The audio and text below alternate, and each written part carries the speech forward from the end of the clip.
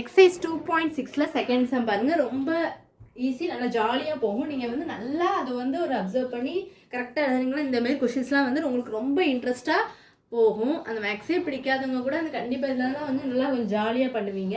அது எப்படின்னு பாருங்கள். ஃபஸ்ட்டு அவங்க கொடுத்துருக்காங்க எக்ஸ் வந்து ஒரு -2ன்னு அவங்க வந்து அது ஒரு ரூட்டு அப்படின்னு அவங்க கொடுத்துட்டாங்க அவங்களே. அப்போ இன்னொரு ரூட் வந்து நீங்கள் கண்டுபிடிக்கணும் அப்படின்னு சொல்லிட்டாங்க. ஒரு ஈக்குவேஷன் கொடுத்துருக்காங்க. எக்ஸு க்யூபு பவரை வந்து நல்லா கவனிச்சுக்கோங்க. X power cube -x² -17x = என்னது 22. Find the roots other roots of the equation.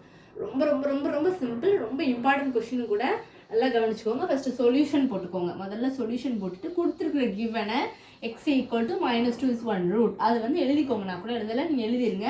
அடுத்து இந்த ஈக்குவேஷனை போட்டுக்கோங்க. x³ -x² -17x இந்த +22 இந்த பக்கம் வந்துச்சுன்னா -22 ஆயிரும். -22 = 0.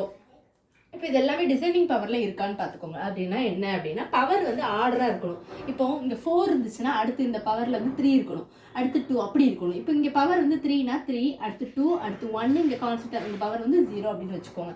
எதுவுமே கிடையாது அப்படின்னு. அப்போ இங்கே 3 இருக்குது, 2 இருக்குது, இங்கே ஒன்றுமே இல்லைன்னா 1. அப்போ கரெக்டாக ஆர்டராக இருக்குது. அப்போ கரெக்டாக எழுதலாமா? அதோட கோஎஃபிஷியன்ஸ் தான் நம்ம எழுத போகிறோம். அப்போ இங்கே வந்து ஒன்றுமே இல்லை அப்படின்னா 1, இங்கே வந்து -1 -17 -22. ஓகேவா? அவங்க கொடுத்துருக்கிறது என்ன அவங்களே கொடுத்துட்டாங்க -2. சில சம்ஸில் வந்து கொடுத்துருக்க மாட்டாங்க, நம்ம வந்து கண்டுபிடிக்கிற மாதிரி இருக்கும். அவங்களே எக்ஸ் வந்து -2ன்னு அவங்க கொடுத்துட்டாங்க. அப்போ நீங்கள் வெளியில் வந்து -2ன்னு போட்டுக்கணும். முதல்ல இருக்கிற எலமெண்ட்டுக்கு வந்து நீங்கள் வந்து 0 போட்டுக்கணும். அப்போ 1 + 0 வந்து என்னது 1. அதுக்கப்புறம் நீங்கள் என்ன பண்ணணும்னா ஒவ்வொன்றும் வெளியில் இருக்கிற ரூட்டோட நீங்கள் வந்து மல்டிப்ளை பண்ணணும். அப்போ -2 கூட 1 மல்டிப்ளை பண்ணால் -2 ஆயிருமா, அந்த பக்கம் வந்துடுமா. அப்போ -1 -2னா சைன் சேமாக இருந்தால் என்ன சொல்லியிருக்கேன், ஆட் பண்ணணும்னு சொல்லியிருக்கேன். அப்போ மைனஸை போட்டுட்டு 1ஐயும் 2ஐயும் ஆட் பண்ணால் 3. அப்போ -3 ஆயிடுச்சு. அடுத்து மைனஸ் இன்ட்டு மைனஸ் ப்ளஸ்ஸு. அப்போ 2 3s are 6. அப்போ -17 + 6னா எது ஹையஸ்ட் நம்பரு? 17. அப்போ 17 பக்கத்தில் என்ன இருக்குது, மைனஸ் தான் இருக்குது. ஸோ -11.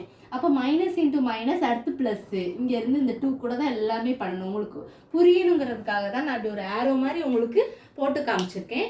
-11 ஆயிரும். 7ல் 6 போனால் 1 1. அப்போ minus into minus plus 2 11s are 22. இப்போ இதுலேருந்து இதை சப்ட்ராக்ட் பண்ணிங்கன்னா உங்களுக்கு என்ன கிடைக்கும், ரிமைண்டர் 0. அப்போ உங்களுக்கு இங்கே வந்து என்ன கிடச்சிருக்கு, ஒரு ஈக்குவேஷன் கிடச்சிருக்கு. அது எழுதலாமா? இது x²ன்னு போடுங்க, இது எக்ஸ்ன்னு போடுங்க, ஒரு கான்ஸ்டன்ட் டேம். இப்போ ஒரு 4 நம்பர் இருந்துச்சுன்னா நம்ம க்யூபு, ஒரு ஸ்கொயரு, ஒரு எக்ஸ், ஒரு கான்ஸ்டன்ட் டேம் எழுதுற மாதிரி இருக்கும். இப்போ அவங்களே கொடுத்துட்டாங்க, ஒரு 3 எழுதலாம். x², எக்ஸ், ஒரு கான்ஸ்டன்ட் டேம். இப்போ இதை வச்சு நம்ம வந்து ரூட்ஸ் கண்டுபிடிக்கலாமா?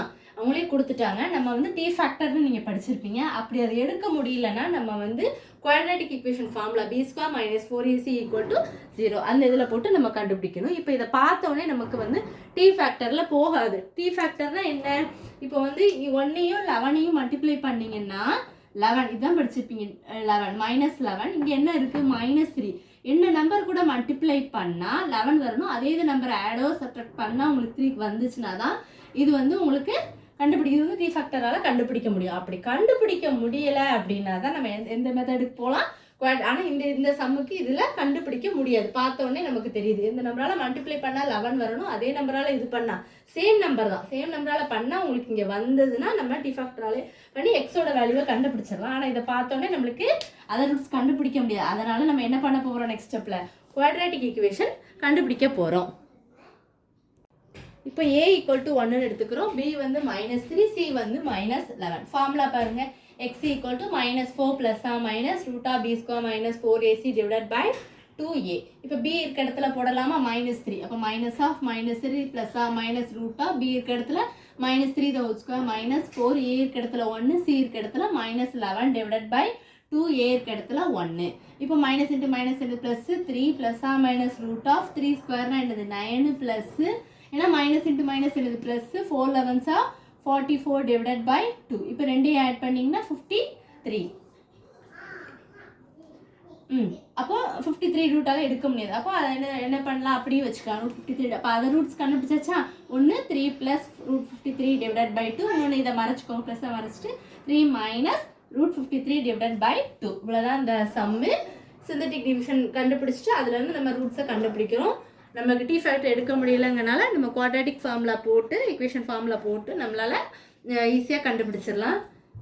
ஈக்குவேஷன் ஃபார்முலா வந்து இதுதான். இது பாக்ஸ் போட்டு எழுதி வச்சுக்கோங்க. இதை வச்சு நம்ம ஈஸியாக ஏயோட வேல்யூ என்ன, பியோட வேல்யூ என்ன, சியோட வேல்யூ தெரிஞ்சதுன்னா ஈஸியாக நீங்கள் கரெக்டாக அதில் கொடுத்துருக்கபடி கரெக்டாக போட்டிங்கனாலே நம்மளுக்கு அதர் ரூட்ஸ் வந்து என்ன பண்ணிடலாம், கரெக்டாக கண்டுபிடிச்சிடலாம். வேறு எதுவும் டவுட்ஸ் இருந்தால் கண்டிப்பாக கேளுங்க.